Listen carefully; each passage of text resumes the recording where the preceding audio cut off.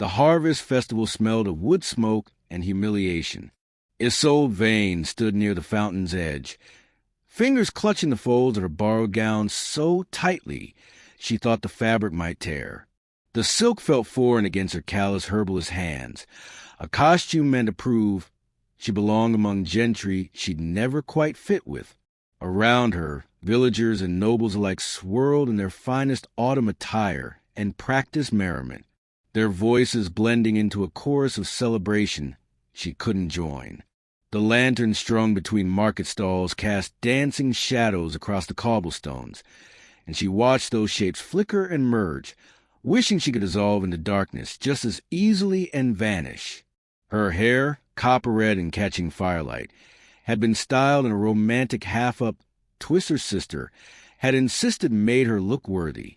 "You need to show Cyprian what he's throwing away," she'd said, her fingers weaving through the strands with fierce determination. But standing there now, Isolde felt like a farm girl playing at sophistication in clothes that didn't fit, desperately hoping no one would notice she was drowning. The gown she wore was her mother's best.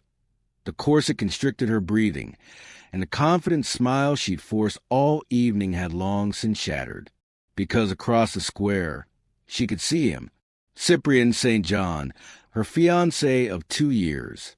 Ex-fiancé, she supposed, though the wound was still so fresh she could barely form a thought without her throat closing.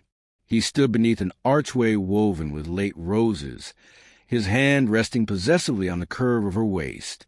Eleanor Whitmore, Isolde's former confidant, former companion in their social circle, former bridesmaid-to-be back, when Isolde had foolishly believed she and Cyprian were building towards something real. They looked perfect together, she realized with a sick twist in her chest. Both sleek and polished, both moving through this world like they'd been born to command it. Eleanor laughed at something he whispered, tilting her head back in that practiced way she had, the way Isolde had envied, and he smiled down at her with an expression Isolde had once believed was hers alone. She should leave. She knew she should leave, but her feet remained rooted to the stones, her eyes unable to tear away from the scene unfolding like a blade turning slowly between her ribs. This festival had been marked on their calendar for months. They were supposed to attend together, his arm around her shoulders, his voice low in her ear telling her she was beautiful. Instead, she'd come alone, chin raised in defiance that felt increasingly like delusion. "You're staring," a voice said from behind her, low and rough as gravel. "Makes you look weak." Isolde turned sharply. The man who'd spoken stood half in shadow, just beyond the lantern light. Tall, impossibly tall, with shoulders that filled a blackened leather coat that looked nothing like the genteel frock coats worn by every other man there. His hair was dark and wild, pulled back carelessly, and his face was all brutal angles and unnerving stillness. But it was his eyes that stole her breath, amber in the firelight, predatory and ancient, fixed on her with an intensity that made her pulse stutter. "I beg your pardon," she managed, though her voice came out smaller than she intended. The dandy's showing off his new prize. He tilted his head towards Cyprian without breaking his stare. "You want him to see you suffering. Or do you want to make him suffer?" Heat flooded her face, anger and shame in equal measure. "That's none of your concern." True enough. His mouth curved, not quite a smile. "But I'm offering you a choice. Walk away with your dignity in tatters, or take my hand and let him watch you choose someone he'll never measure against." She should have refused, should have turned on her heel and fled into the night.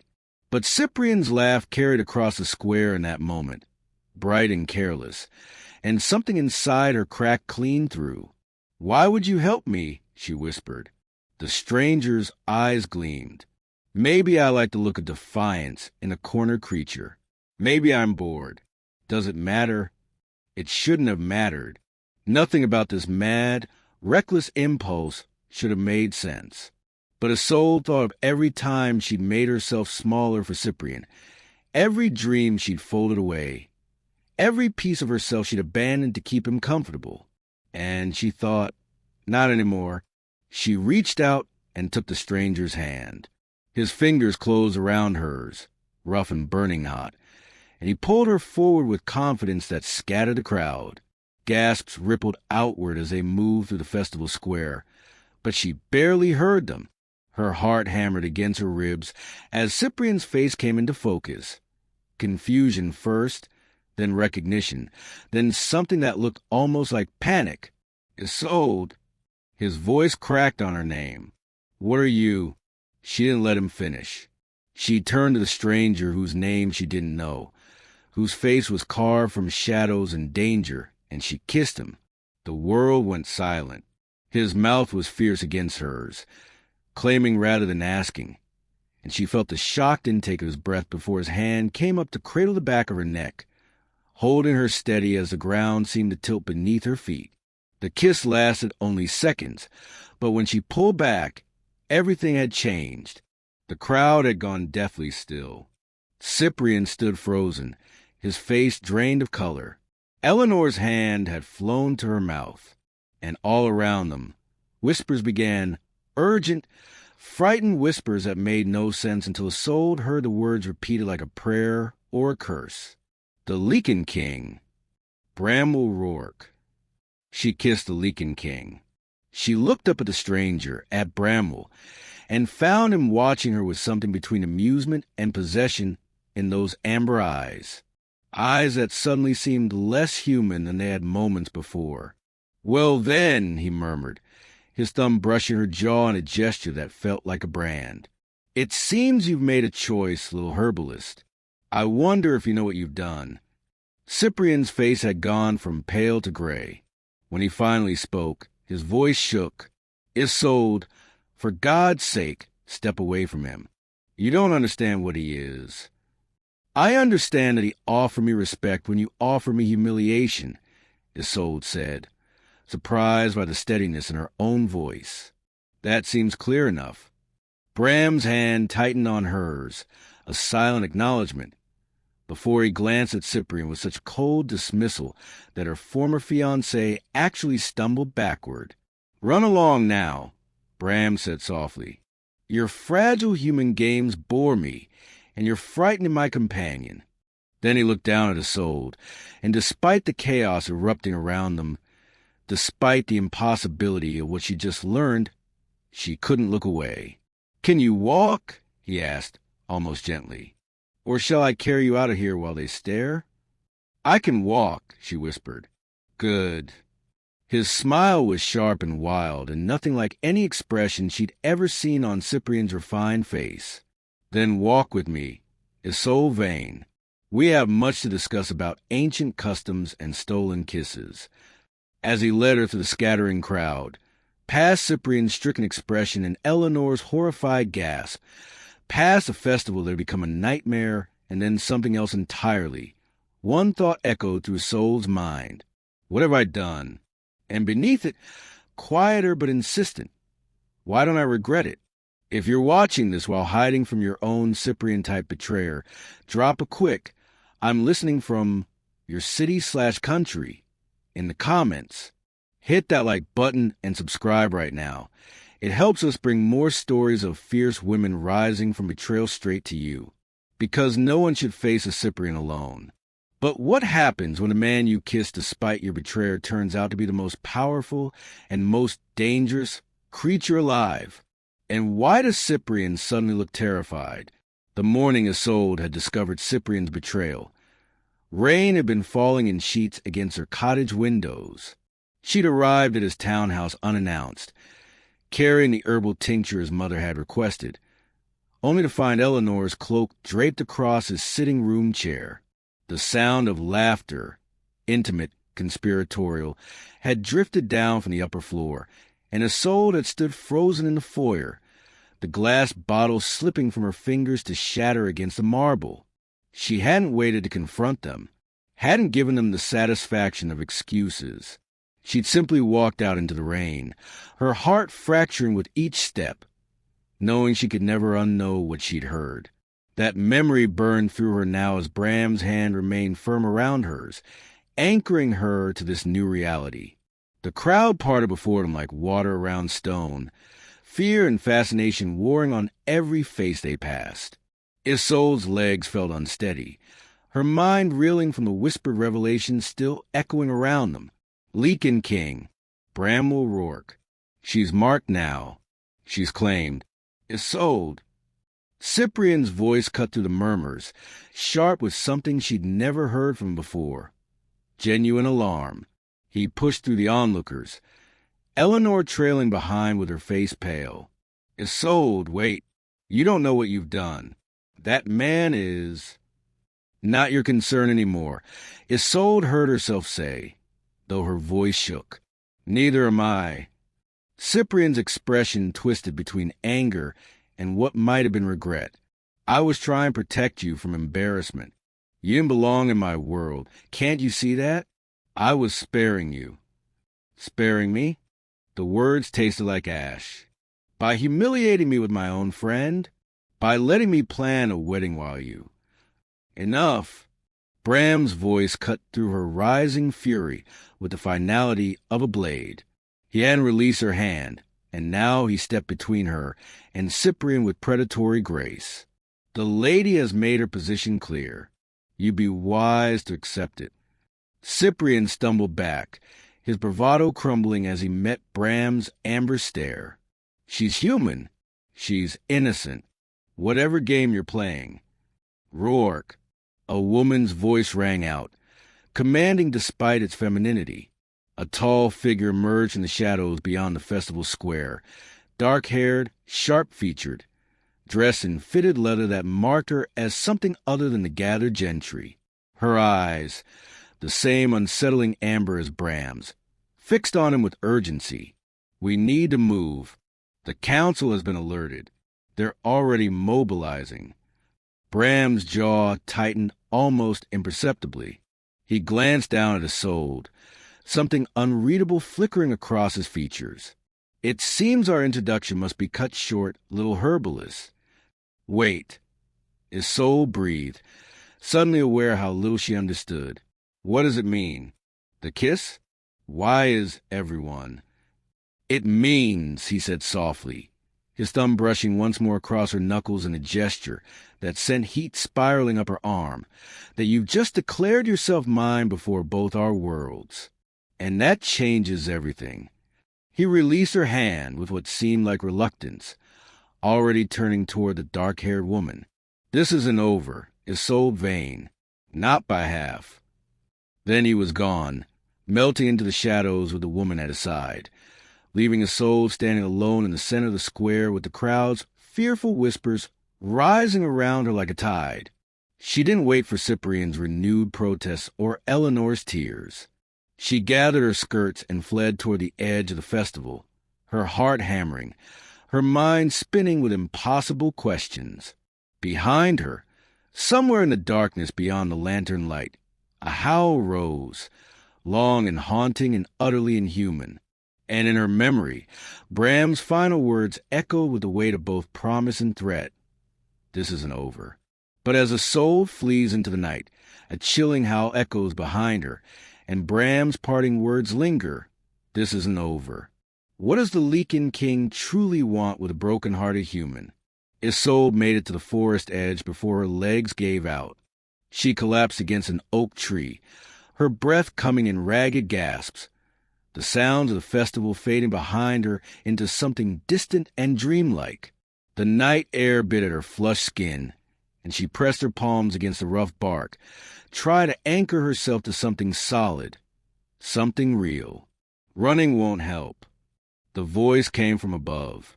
Isolde's head snapped up to find the dark-haired woman from earlier perched on a low branch with impossible ease, her amber eyes reflecting moonlight like a cat's.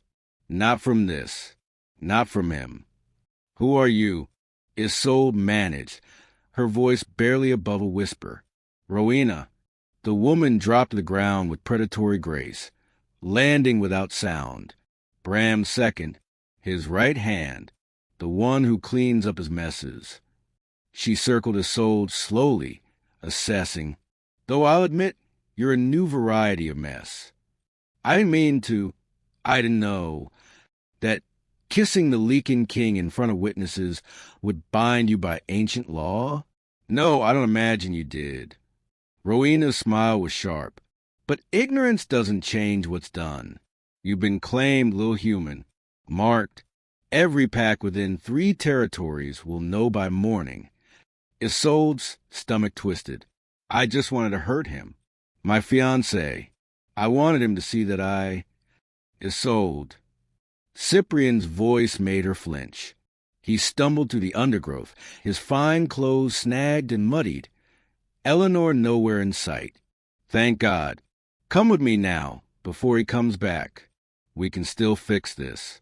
I'll explain to the magistrate, to my family. We can say you were coerced, that you didn't understand. She understood perfectly well. Rowena said coldly. She chose nothing. Cyprian's composure finally shattered. She's an herbalist's daughter, for God's sake. She knows plants and remedies, not monsters and blood oaths. Isolde, please. That creature will destroy you. They're savages, killers. Careful. Bram's voice rolled out of the darkness like thunder. He materialized between the trees, his leather coat gone now, leaving him in a dark shirt that revealed the powerful lines of his frame. His amber eyes fixed on Cyprian with lethal focus. You're speaking of my people. And of he paused, something dangerous flickering across his features, interest. Cyprian went white. I'm trying to save her from you. No, Bram said softly, closing the distance until he stood before Isolde, blocking Cyprian from view entirely. You're trying to save your conscience, but she's not yours to save anymore. He extended his hand to Isolde, palm up, offering rather than demanding. I can explain what the kiss meant, what it's bound you to, what it's bound me to, but not here, not with him. Isolde looked at that outstretched hand, scarred, strong, utterly steady, and then up at Bram's face. In the moonlight, she could see the inhuman gleam in his eyes, the barely leashed power in every line of him. She should be terrified. Every rational part of her screamed to take Cyprian's offer, to flee back to her small, safe life. But when had that life ever truly been safe? When had she ever been anything but small in it? Tell me one thing first, she said, surprised by the strength in her voice. Do you want me because I'm useful to you? Or because that kiss meant something? Bram's expression shifted, surprise perhaps, or respect.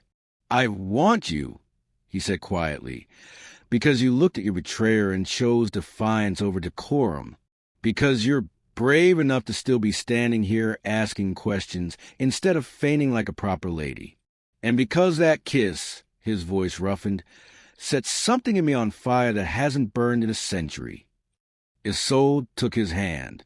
Behind her, Cyprian's protest faded into the night as Bram pulled her close, Rowena falling into step beside them. They moved deeper into the forest, toward shadows and secrets and a life Isolde couldn't begin to imagine. But with each step, the weight on her chest lifted, replaced by something that felt dangerously like freedom. Welcome to the pack, herbalist. Rowena murmured with dark amusement. Try not to die in the first week. Safe in Bram's hidden stronghold, Isolde discovers her kiss has painted a target on her back. But who among the pack wants her dead before she even understands why she's alive? By dawn, the entire city had seen the sketch. Some enterprising artist at the festival had captured the moment. Isolde in Bram's arms, their lips locked, the crowd's horror frozen in charcoal and paper. The images multiplied like a plague, passed from hand to hand, tavern to tavern, until even the most remote villages whispered the scandal. The herbalist's daughter and the Lycan King, the human fool and the monster. Isolde learned of it 3 days later when Rowena appeared at her cottage window, moving like liquid shadow in the pre-dawn darkness. Pack your essentials, she'd said without preamble. You have 10 minutes before we leave. Leave? But Bram said I'd have time to. That was before Elder Garrett called for an emergency council. Rowena's expression was grim. Before the purists started demanding your head on a pike. The drawings have reached every packed territory from here to the northern wastes, and half of them want you dead for corrupting their king with human weakness. The words hit his soul like a physical blow. She'd known there would be consequences, but this Bram didn't mention. Bram didn't want to frighten you. Rowena's voice softened fractionally. He thought he could contain it. He was wrong. Now move, before Garrick's hunters decide to solve the problem before the council can debate it. The journey to the stronghold took 2 days through ancient forests that seemed to swallow sunlight whole. Rowena spoke little. But on the second night, as they huddled near a carefully controlled fire, she finally offered answers to the questions burning in Isolde's chest. Garrick leads a purist faction, Rowena said, her amber eyes reflecting flames. He believes human contact corrupts Lycan blood, weakens a pack, and he has reason for his hatred. What reason? 70 years ago, Bram's father took a human lover, a village girl like you, beautiful, doomed. Rowena's jaw tightened. When the pack discovered the affair, Garrick's faction demanded her execution. The king refused. Civil war erupted. By the time the dust settled, the girl was dead, murdered by purists, and half the pack with her. Bram's father never recovered. Some say grief killed him more than age. Isolde's blood ran cold. And Bram thinks history doesn't have to repeat itself. That he's strong enough to protect you where his father failed. That love shouldn't require choosing between your heart and your people. Rowena's expression was unreadable. Garrick thinks Bram is a fool walking the same path to destruction. Then why are you helping me? Isolde whispered. Because I serve Bram's father. I watched him break. And I see something different in Bram's eyes when he looks at you. Not just desire, but recognition. Like you're the answer to a question he's been asking his whole life. Rowena's smile was sharp and sad. Also, I despise Garrick. Never underestimate the power of a good grudge. The stronghold rose from the forest 3 days later. Not a castle, but a sprawling compound of stone and timber that seemed to grow from the earth itself. Lycans moved through the compound with predatory grace, and every pair of amber eyes that found Isolde carried judgment. Some curious, most hostile. That night, alone in the chamber Bram had provided, Isolde stood at the window, watching moonlight paint the forest silver. Her reflection stared back, pale, uncertain, utterly out of place. If I walk away now, Bram loses everything he's fought for, she whispered to the glass. Everything his father died trying to protect. But could love truly conquer ancient hate? Or was she just another human girl destined to drown in a war she'd never asked to fight? Behind her, the door opened, but the footsteps that entered weren't Bram's familiar stride. They were too light, too careful, too wrong.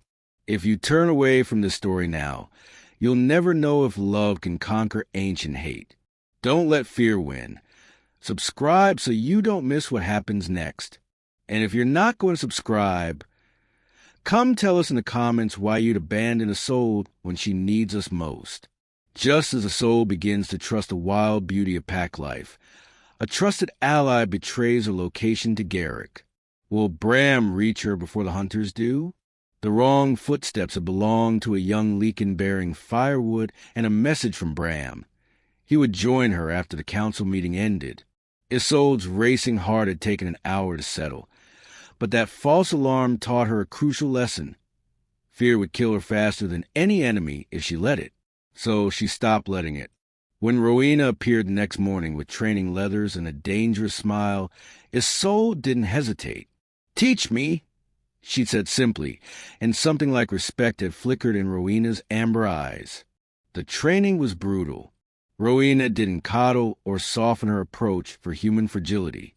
She taught Isolde to move through the forest without sound, to read threats in the shift of shadows, to wield a blade with enough competence to buy herself time, if not victory. "You'll never match a Lycan's strength," Rowena said, circling her with predatory grace. "So you learn to be smarter, faster in your thinking. You learn to survive." But it was the nights that truly transformed her. Bram came to her chambers when the stronghold settled into darkness, bringing wine and conversation that stretched until dawn threatened. He spoke of his father's mistakes, of the weight of a crown earned through blood and grief. She spoke of her mother's herb garden, of dreams abandoned for Cyprian's approval, of the strange freedom she'd found in losing everything she'd thought she wanted. "You're not what I expected," Bram admitted one night, firelight casting shadows across his severe features. He sat close enough that she could feel the heat radiating from him, could catch the scent of pine and smoke that clung to his skin. "What did you expect?" Isolde asked, emboldened by wine and the intimacy of darkness. "Someone who would need constant saving. Someone fragile." His amber eyes found hers, intense and unsettling. "But you're made of stronger stuff than most Lycans I know. It's," he paused, something vulnerable crossing his face, "terrifying." "Why terrifying?" "Because it makes me want things I swore I'd never want again." The air between them thickened with unspoken desire. Isolde's breath caught as Bram's hand lifted, his thumb tracing the line of her jaw with devastating gentleness. For a moment, she thought he might kiss her again. For a moment, she desperately wanted him to. Then voices erupted outside. Shouts, the clash of steel, and Rowena's barked commands. They found Cyprian in the courtyard, held between two amused Lycans, his face bloodied and his fine clothes torn. He'd somehow made it through the forest with 3 hired mercenaries, all of whom now lay unconscious at Rowena's feet. "Isolde!" Cyprian's voice cracked when he saw her. "Thank God. I've come to take you home. I brought men. "You brought fools to their deaths," Bram said coldly, descending the stairs with lethal grace. "And interrupted my evening. She doesn't belong here." Cyprian struggled against his captors. "She's not one of you. She's stronger than you ever gave her credit for," Isolde said quietly, stepping forward. She barely recognized her own voice, steady, certain, edged with something sharp. "And she's not going anywhere."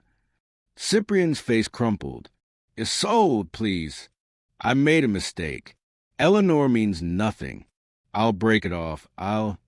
You'll leave," Bram interrupted, his tone brooking no argument.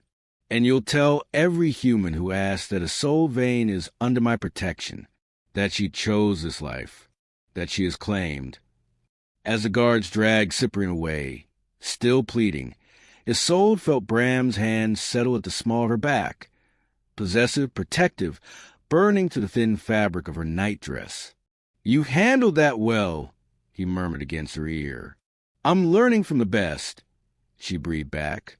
But later, alone in the shadows of the corridor, Isolde heard voices drifting from Garrick's chamber. She pressed herself against a stone wall, listening as the elder's cold voice mapped out a strategy. "The human makes him weak. We challenge him directly at the next full moon, force him to choose between her and the crown. Either way, we win." Isolde overhears Garrick plotting to challenge Bram, directly using her as leverage. But what secret from Bram's past makes him believe he doesn't deserve happiness? Bram had ordered her to stay in her chambers. For her safety, he'd said, his expression grim after she'd told him about Garrick's plot. The council meeting would determine everything. Her fate, his throne, the future of human Lycan relations. "Let me handle this," he'd insisted, his hand cupping her face with unexpected tenderness. "Please, Isolde, just this once, don't be brave." But bravery wasn't something Isolde could turn off anymore, not after everything she'd survived, not after she'd finally found something, someone worth fighting for. So when Rowena accidentally left her door unguarded and mentioned that Garrick's faction was gathering in the old council chamber, Isolde understood the invitation beneath the warning. She dressed in the training leathers Rowena had given her, braided her copper hair back with steady fingers, and slipped through the stronghold's shadowed corridors like a ghost. The council chamber was carved from living stone, lit by torches that cast writhing shadows across 24 Lycan faces. Garrick stood at the center, silver-haired and cold-eyed, his voice carrying the weight of centuries. Weakness that will destroy us all. The human girl is a distraction, a liability. We cannot allow our king to repeat his father's fatal mistakes. Then perhaps, Isolde said from the doorway, her voice ringing clear despite her thundering heart, you should hear from the liability herself. The room went silent. Amber eyes turned toward her in shock, some hostile, others merely curious. Garrett's expression twisted with fury. How dare you? This is pack business. You have no right. I have every right. Isolde walked forward, forcing herself not to falter under those predatory stares. You're debating my existence, my worth, my right to stand beside your king. If I'm the problem, shouldn't I be part of the solution? You are not pack, Garrick snarled. You are human. Fragile, temporary. You will age and wither while Bram remains eternal. What happens in 20 years when you're old and he's still young? When you bear him no heirs because human and Lycan blood cannot mix. You will break him as your kind broke his father. You're right, Isolde said, and the admission rippled through the room. I will age. I will die long before Bram does. I cannot give him Lycan heirs or immortality or any of the things you think he needs. She met Garrick's gaze unflinchingly. But I can give him something you never could, the freedom to choose his own path, the courage to believe that strength doesn't mean isolation, that power doesn't require cruelty, that love isn't weakness but the fiercest weapon of all. Pretty words, Garrick sneered, but words won't protect the pack when war comes. No. Bram's voice cut through the chamber like a blade. He stood in the entrance, Rowena at his side, his expression a mask of barely controlled fury. But I will, as I have for 30 years, as I will for 30 more. His amber eyes found Isolde, something fierce and possessive blazing in their depths. And she will stand beside me, not because she's Lycan, but because she's proven herself stronger than half the cowards in this room. The confrontation that followed was brutal. Accusations, threats, ancient grievances dragged into firelight. But through it all, Bram stood immovable, and his soul refused to retreat.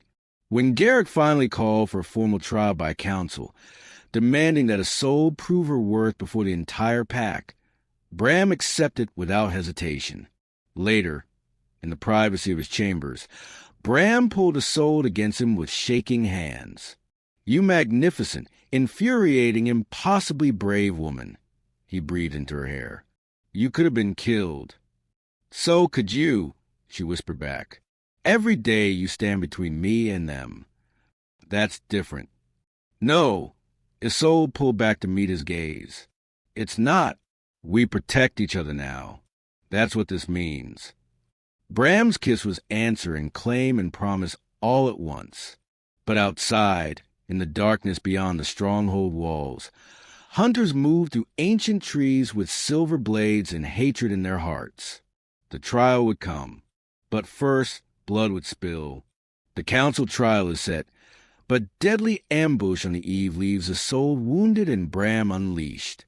Can love survive when blood has been spilled? The ambush had come at dusk, 3 days before the trial. Isolde had been gathering herbs at the forest edge when the arrows flew, silver-tipped, meant to kill. One had grazed her shoulder before Bram tore through the trees in his Lycan form, a nightmare of fur and fangs and righteous fury. When the screaming stopped, 2 of Garrick's hunters lay dead, and Bram had carried Isolde back to the stronghold with blood on his claws and murder in his eyes. If they've drawn blood, he'd said, his voice barely human, then blood is what they'll receive. But Isolde had caught his face between her hands, forcing him to meet her gaze. Not before the trial. We do this the right way, or everything we're fighting for means nothing. So they'd waited, and Rowena had prepared her. The training those final 3 days was relentless. Rowena drilled her on pack history, ancient laws, the political landscape of every faction. They'll try to break you with questions, she'd warned. Make you seem ignorant, unworthy. You must know our world better than they expect. The night of the trial, the full moon rose like a silver coin over the ancient gathering circle. Lycans emerged from the forest in numbers Isolde had never seen. Hundreds of them, their eyes gleaming in the darkness, their forms shifting between human and wolf with unnerving fluidity. The council of elders sat on raised stone seats, Garrick at their center, his expression carved from ice. Isolde stood in the circle's heart, alone except for the weight of every stare pressing against her skin. She wore simple clothes, no borrowed finery this time, just herself. Bram stood at the circle's edge, forced by tradition to remain silent until called upon, his tension visible in every rigid line of his body. Isolde Vane, Garrett began, his voice carrying across the assembly. You stand accused of corrupting our king, of weakening pack bonds, of threatening our survival with human frailty. How do you answer? I answer, Isolde said clearly, that I have done none of those things. But I have loved your king. And if that is my crime, then I am guilty. The questions came like knives, pointed, designed to wound. They demanded to know how she would protect the pack when she couldn't even shift. How she would lead when she understood nothing of their ways. How she justified risking civil war for selfish desire. To each question, Isolde answered with the truth Rowena had taught her to wield like a weapon. She spoke of unity over division, of strength through diversity, of the courage required to change. And when they asked what she could possibly offer their king, she met Garrick's cold stare and said simply, I offer him the right to be more than a crown, to be a man who chooses love without apology. Isn't that what his father died wishing he'd had the strength to do?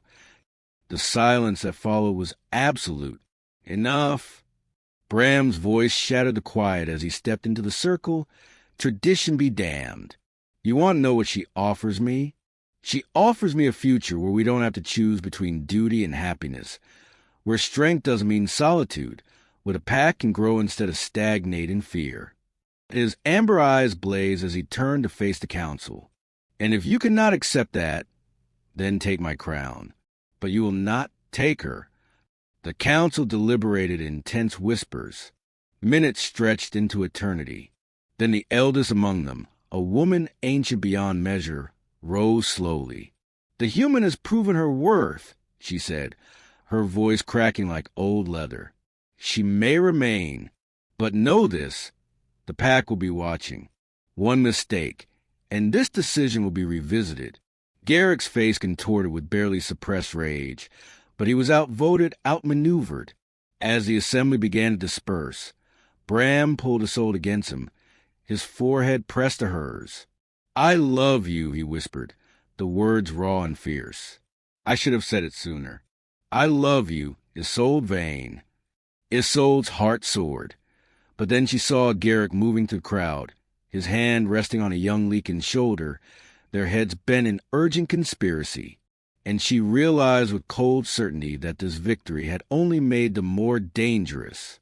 The council bends, but Garrick refuses to yield quietly. As Isolde finally hears Bram say the word she's longed for, a final threat emerges from an unexpected source.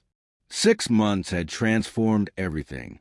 The young Lycan Garrick had been conspiring with a hot-headed warrior named Dane, had indeed attempted one final assassination, but Isolde had seen him coming, had learned enough from Rowena to evade his clumsy strike and disarm him with a move that left the entire pack stunned.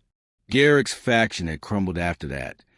the elder himself exiled to the northern territories where his poisonous influence could wither in isolation. Now Isolde moved to the stronghold not as an outsider, but as something else entirely, not quite pack, but no longer fully human either. She'd found her place in the spaces between, bridging worlds with the same stubborn grace that had first caught Bram's attention. The herbalist's daughter had become the king's strategist, his conscience, his heart. Village healers came to her with questions about Lycan physiology. Pack members sought her counsel on human customs they'd never understood. Where there had been division, Isolde wove connection with patient, determined hands. "Ready?" Rowena asked, adjusting the circle of moonflowers woven through Isolde's copper hair. They stood in Bram's private chambers as dusk painted the sky in shades of amber and violet. Tonight was a promise ritual, an intimate ceremony under starlight, where Bram would offer his vow before the formal mating ceremony planned for the year's turning. Terrified, Isolde admitted with a breathless laugh. "Is that normal? For someone about to bind themselves to an immortal Lycan King? Perfectly normal." Rowena's expression softened with something almost maternal. "For the record, you've exceeded every expectation I had. I thought you'd break or flee within a month. Instead, you become," she paused, choosing her words carefully, "exactly what he needed, what we all needed, whether we knew it or not." The ritual took place in a clearing Bram had claimed as theirs alone, lit by torches and the rising moon. He waited there in simple dark clothes, his amber eyes blazing when he saw her approach. No counsel, no witnesses, just them and the ancient words that would tie their souls together across the vast gulf of mortality and immortality. "I cannot give you forever," Bram said, taking her hands as tradition demanded.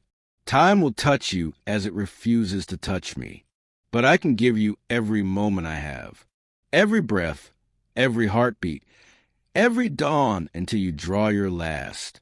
I will love you through youth and age, through strength and weakness, through every season until the world ends or you leave it." Isolde's throat tightened with emotion. "I cannot give you eternity," she replied, her voice steady despite the tears threatening. "But I can give you something more precious, a reason to want it, a purpose beyond survival, a love that burns bright enough to light even the longest darkness."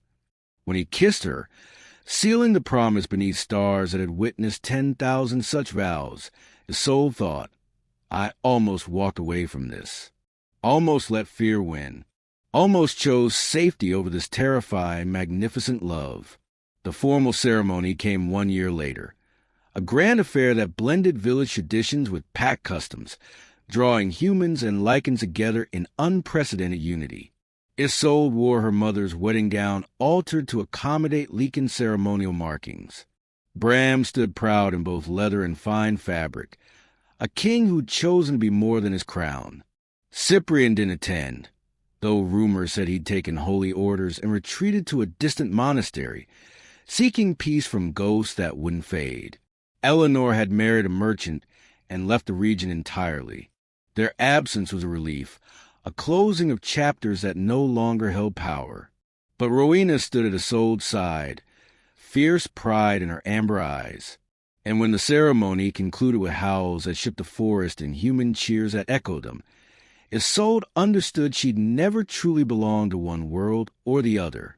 She created a third and claimed it absolutely.